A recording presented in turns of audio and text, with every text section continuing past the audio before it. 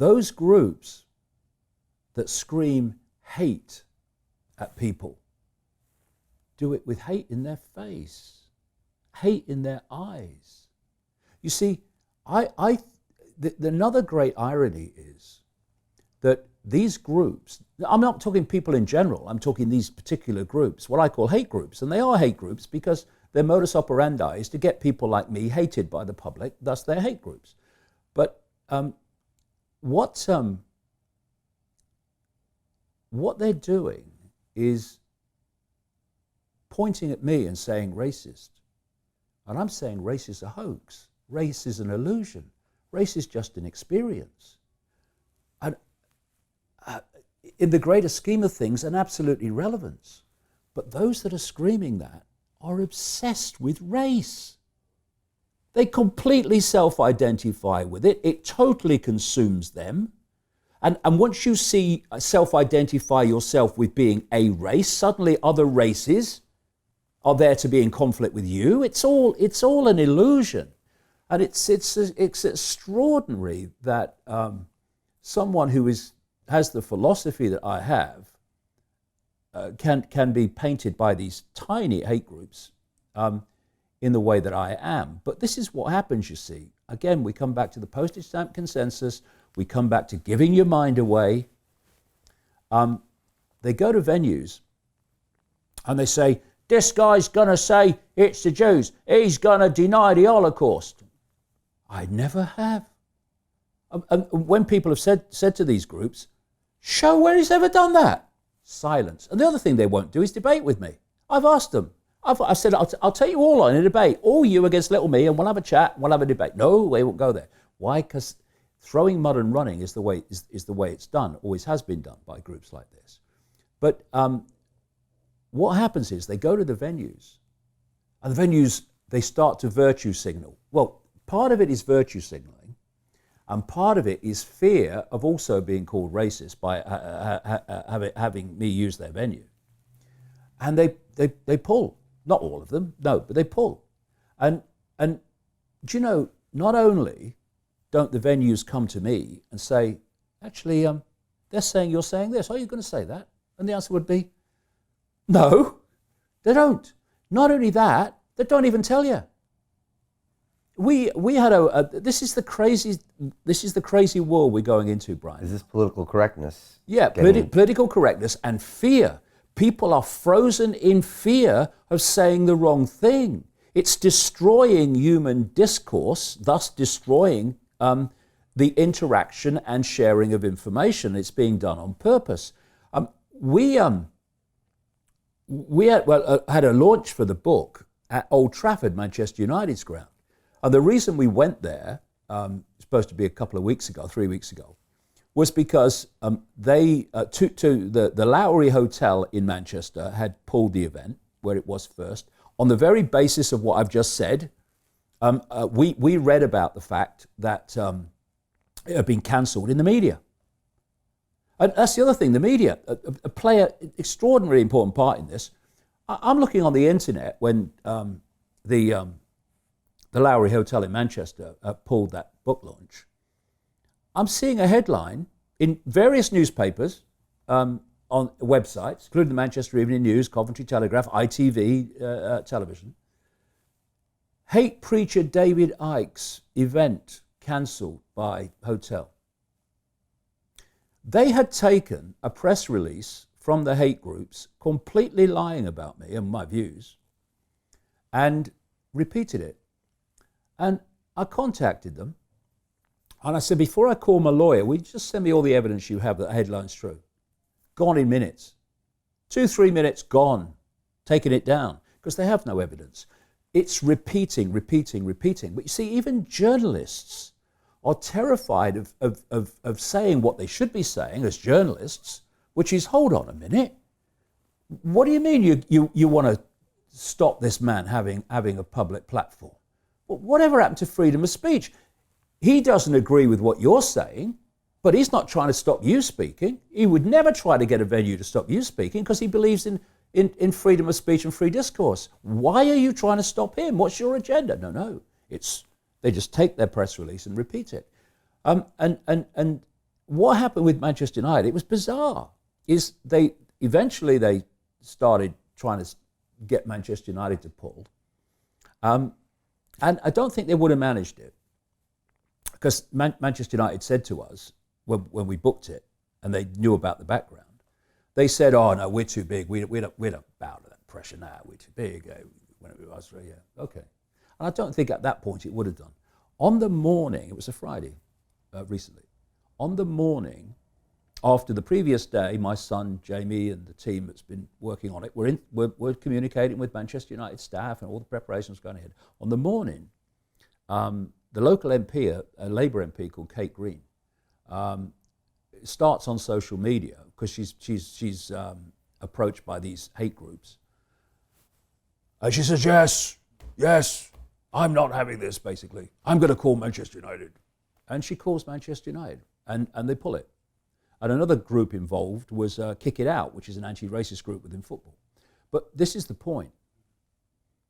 Kate Green had no idea what I'm saying. She's never read a book. She's never heard me speak. She had nothing.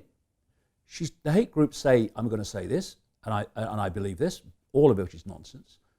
And so she just takes it as read and repeats it to Manchester United. She contacts Kick It Out, an anti-racist group. Never read a book of mine. Don't know anything about me. But racism. And this is the other thing, anti-racist groups need to be very, very careful that they don't see racism everywhere where it's not, because it suits their reason for being. So Manchester United then cancel. We find out on social media. My son, who's been talking to them for months, goes out to Old Trafford to say what's going on. Not only will they not speak to him, they got the security to escort him off the premises. This is what you're dealing with. People have no idea what you're dealing with, just to literally have a platform to talk about the need to love each other, the nature of reality. It's absolute madness. But this is the crazy world we're in. Is this the grand plan of the Illuminati, or is this just now the sheep acting like the sheep? No. It's both. Do you want to hear something crazy, David? I believe and agree with 90% of what you're saying. And over the past 6 years, I've had 400 of what I believe some of the greatest minds in the world sit in that chair. And many of the most advanced ones, including Dorian Yates, 6-time Mr. Olympia, Dennis McKenna, who was a brother of Terence McKenna in the psychedelic movement, all come down to this conclusion: we are all one. Yeah. And when we can get away from these senses and contact our higher power and go to the love each other, that's how we can advance as a entity that we are human.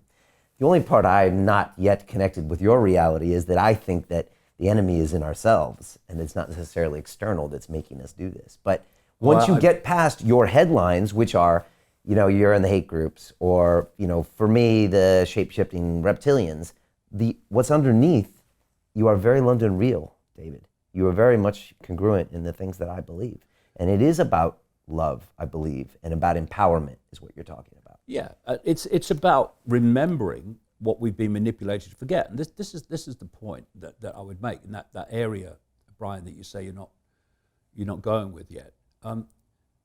There is a reason why humanity has forgotten its true self. You described in what you just said how to empower ourselves. This force does not want humanity to empower itself. It wants humanity in a state of bewildered, confused, chaotic subservience.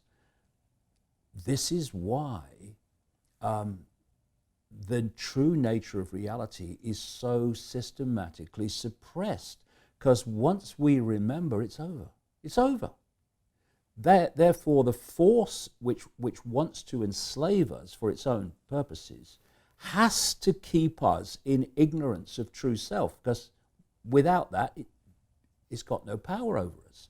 It's a classic example of, in the kingdom of the blind, the one-eyed man is king. This force is the one-eyed man. To control humanity, it has to keep us in a state of blindness. When we become the two-eyed, third-eyed consciousness that we are, it's over. That's why the control and the nature of our true self are connected, because one must stop us remembering that. This is what religion's about. Religion says you're little me, and big me is out there. And by the way, me with me collar and me hat and me frock, I know what big me wants. Therefore, listen to me, do what I say, and then you'll be fine. And if you look at religions, it's a program. It's a software program, I would describe it as. You say to a Muslim person, you're a Muslim, what does that mean? Oh, well, I go to the mosque and a man tells me what God wants me to do. Okay. And what will happen if I don't do what he says? And you? Well, I'm a Christian, what does that mean? Well, I go to the church and a man tells me what God wants and what will happen if I don't. You? Oh, I'm Jewish, what does that mean? Well, I go to the synagogue and this man tells me what God wants and what will happen if I don't. It's a program. It's pseudo-randomness. I see this all across the world. Pseudo-randomness. I also call them opposames. These are things with different labels that if you break them down, they all operate the same way. And religions are like that. They are a program. They have their same modus operandi. And it is you, little me, you subordinate to big me. And you are a blasphemer if you could dare suggest that you are an expression of big me. This is how it works. If you break it all down, it's all about holding us in a narrow, limited, little me state of self-perception. And it's being done systematically. You mentioned the third eye earlier, and I want to ask you about psychedelics. Something we talked about 6 years ago, psychedelics like DMT and ayahuasca. And I've found, because I experienced them and I talked about that publicly, is that it's a way of connecting me into something, removing language, trying to remove a lot of my cultural programming. And it feels like I'm plugged into an information source that is either not tainted or less tainted by my download.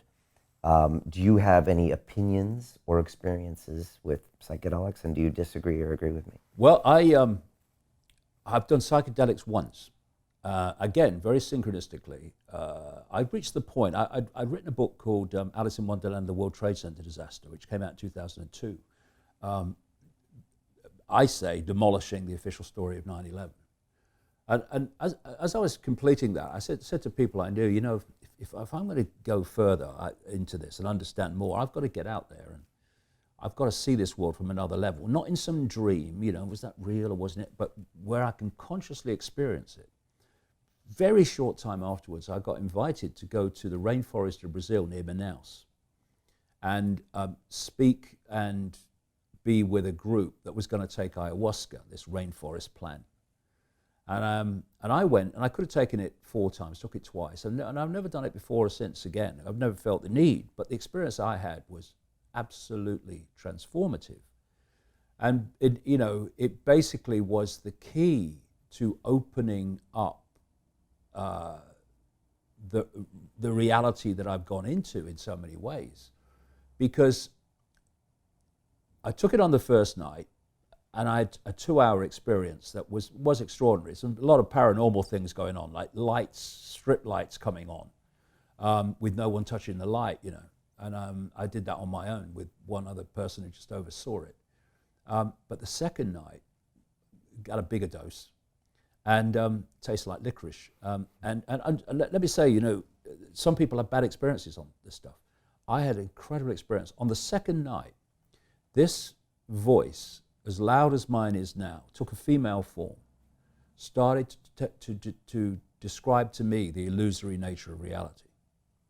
And it went on for 5 hours. And the worst thing about it was my belly hurt from laughing, because this voice was describing the world as we perceive it and then explaining what it really was. And it was so funny.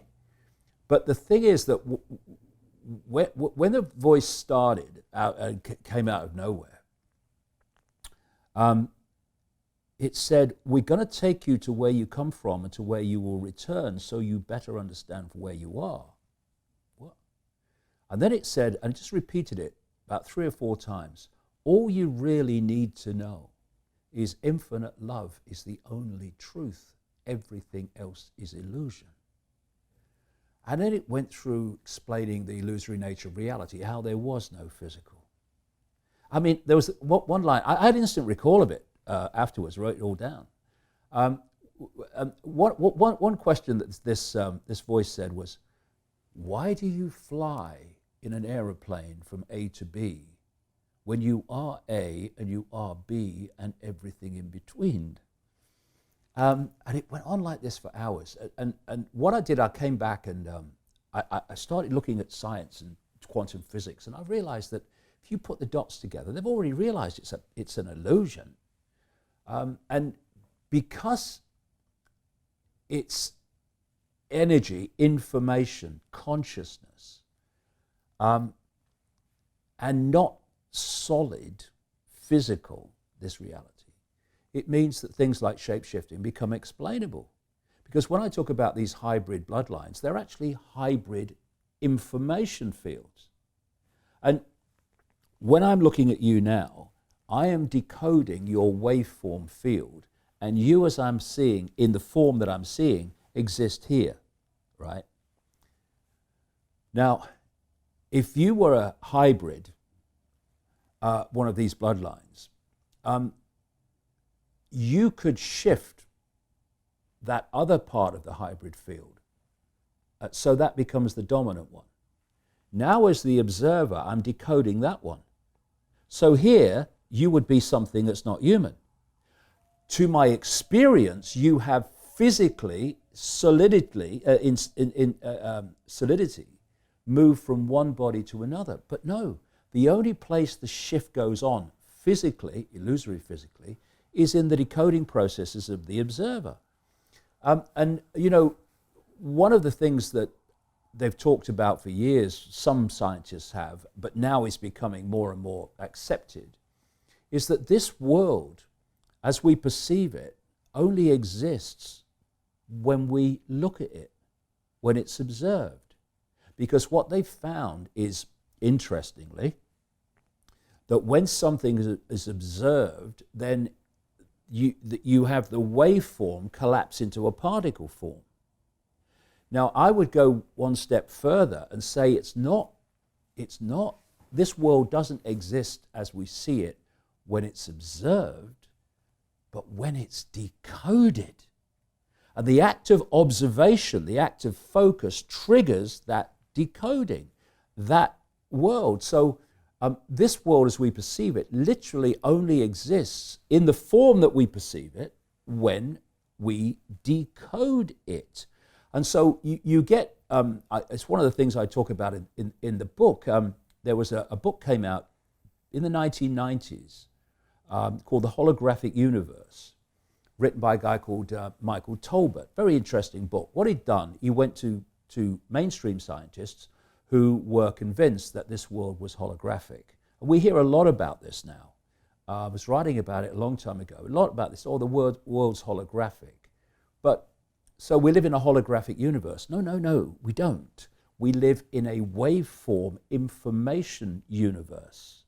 The hologram is what we decode the world into from that, like a computer decodes Wi-Fi onto what we see to what we see on the screen. Anyway, what one story in this book that Michael Tolbert tells was when his father had a stage hypnotist along for a party at his house. And he describes how this hypnotist had this man sitting in a chair like you, and I think his name was Tom, and he put him through the party tricks by manipulating what? Manipulating his perceptions. And therefore his reality changed. But anyway, at one point he said to this guy, Tom, he says, when I bring you back to a waking state, you're not going to be able to see your daughter in the room. So then he leads the daughter to stand right in front of her father. So he's looking into her belly, right? So he then brings him back apparently to a waking state. And he says, can you see your daughter in the room, Tom? Tom's looking around. He says, no. She's here. Can't see her. the hypnotist goes behind the back of the daughter, puts his hand in the small of her back and said, I'm holding something, Tom. What am I holding? And Tom's going, well, you're holding a watch. Obvious to him. His daughter's between him and the watch. He said, there's an inscription on the watch, Tom. Can you read it? He peered forward. He read the inscription. His daughter's between him and the watch.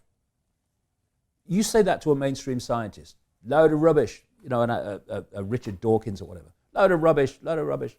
But it's so easy to explain. Everything in its base form is waveform. And we decode that into this reality. So his daughter is in waveform, not in his five-sense reality, in waveform. If he doesn't decode that waveform field into a holographic expression of it, reflection of it, then he won't be able to see her because she's not operating in his five-sense reality. What the hypnotist has done with the hypnotic suggestion is he has, in effect, firewalled Tom's brain from decoding that field. Everyone else in the room is laughing, shaking their heads, because they've not been through that cut-off, that blocking of her field being decoded. So to them, she's standing there in front of him in solid form, holographic form here.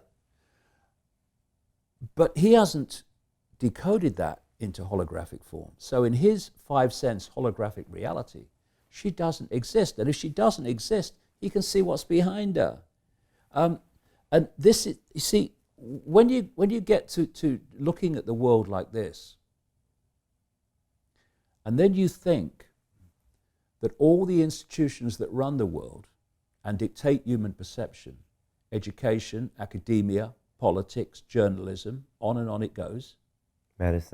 Medicine, science, apart from the cutting edge of it, they're all making decisions and they're all communicating how things are, postage stamp consensus, from the perspective of a reality that does not exist.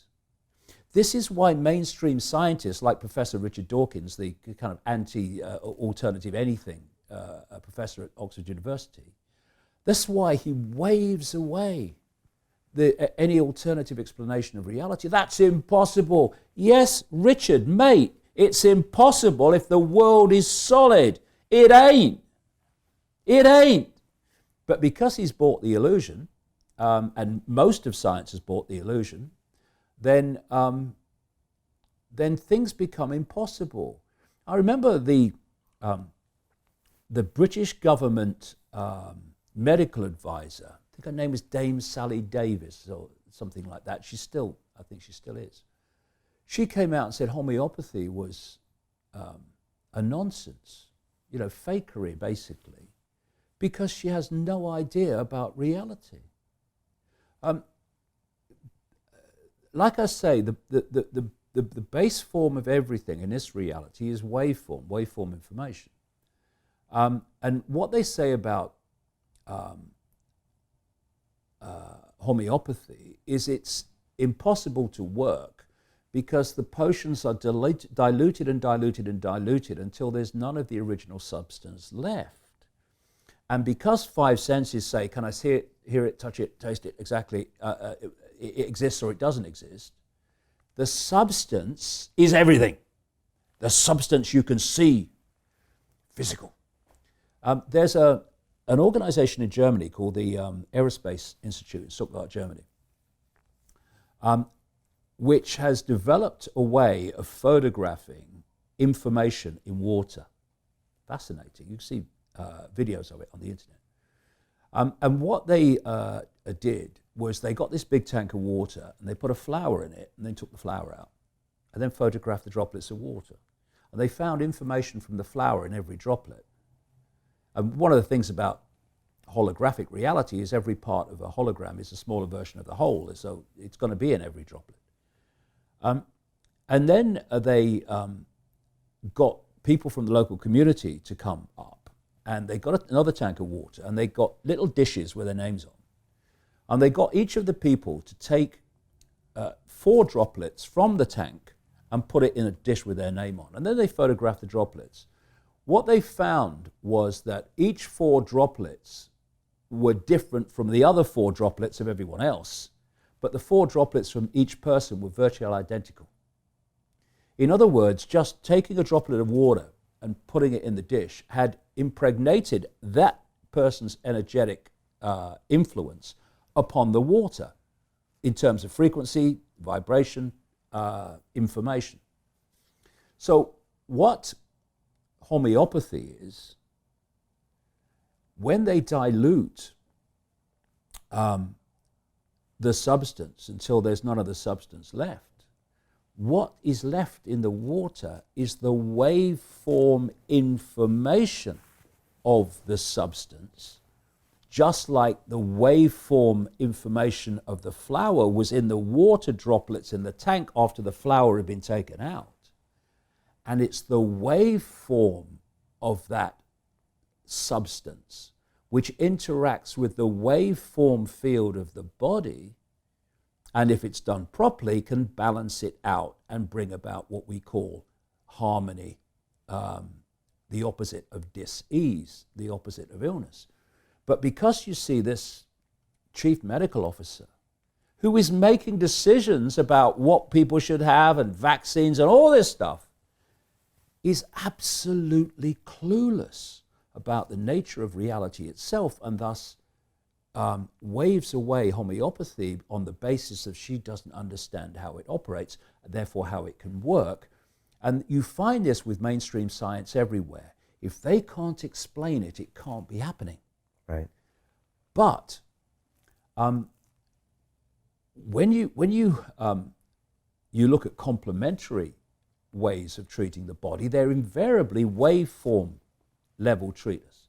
Because if the waveform information field is in a balanced, harmonious state, then that which is decoded from it, which is just a reflection of that, the holographic reality we decode this waveform world into, must also be in a balanced, healthy state, because that's no more than that. That's a movie screen of that projector.